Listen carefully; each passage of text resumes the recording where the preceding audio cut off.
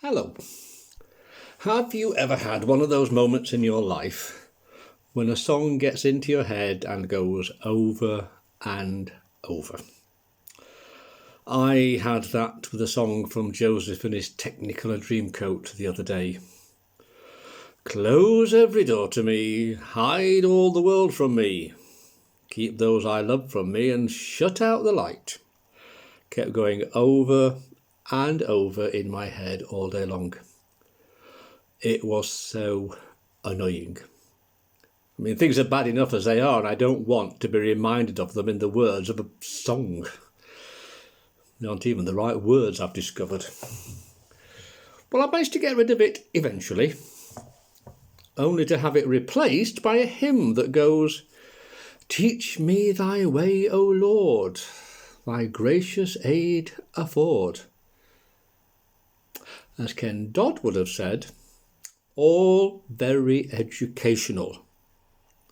Well, it certainly taught me a lesson. Serves me right for trying to be clever and look up something to go with this morning's reading. It's appropriate, but when it's not in a loop going through your head half the night. Well, this morning, just for a change, I thought we could share some of the words from the psalm for today. Psalm 25, verses 1 to 10. Many of the psalms were written as songs, and many have indeed been turned into well-known hymns. I love the psalms. They have so many different ways of expressing feelings, and we can usually find one that fits our needs. Well, this is an asking psalm, and the bit I picked out is this. Show me your ways, O Lord, and teach me your paths.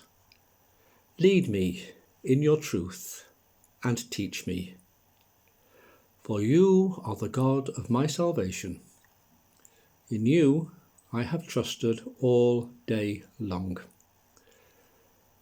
Although this is only a short part of Psalm 25, and we have, by the way, only got 10 of its 22 verses this morning, for me those 3 lines encapsulate all that the writer is trying to say and ask for.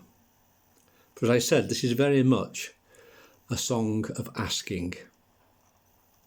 What is he asking for, I hear you say? Well, I hope I hear you say it anyway. Well, he's asking for help. But not just any old help. The help he is asking for is that for God to help him to find the right way to go in his life. A right way. God's way.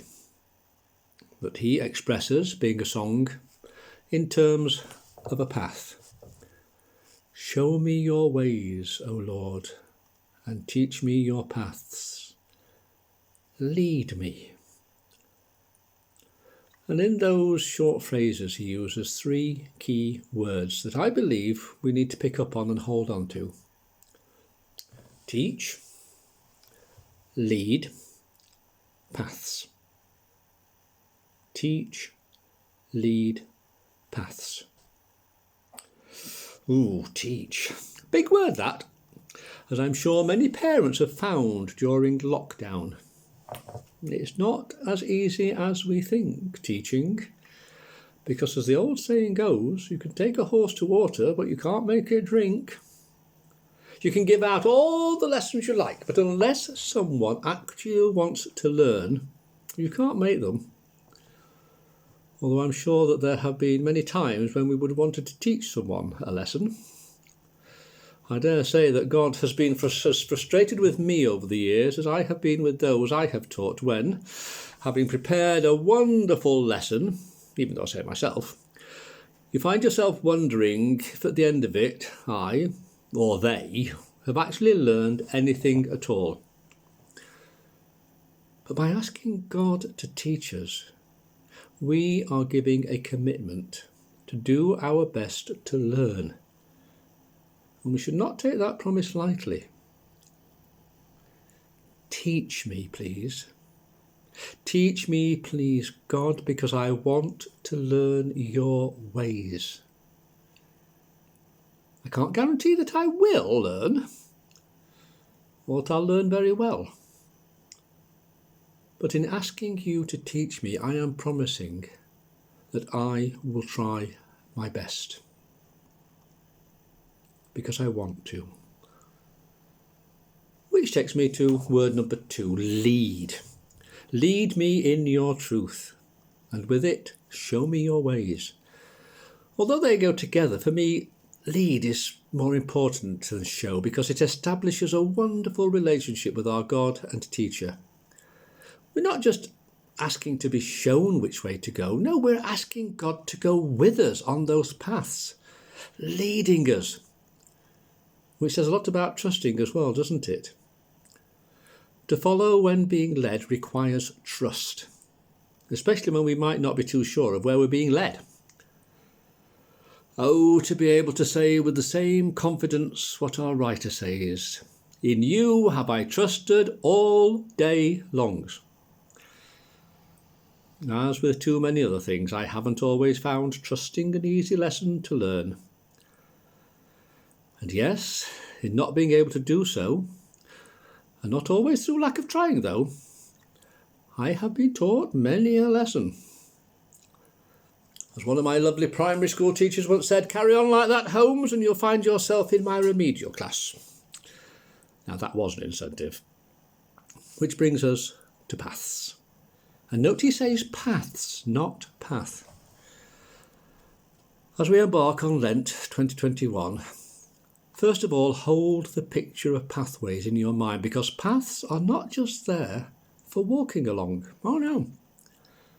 They are there, first of all, to show us the way, and secondly, and very importantly, to keep us safe. When we think about paths, I dare say pavements don't come into the forefront of your mind. Well, they certainly don't to me. But as the recent snow made me realise, the pavement is a pathway whose purpose is to keep us safe from things that could harm us if we walked out in front of them.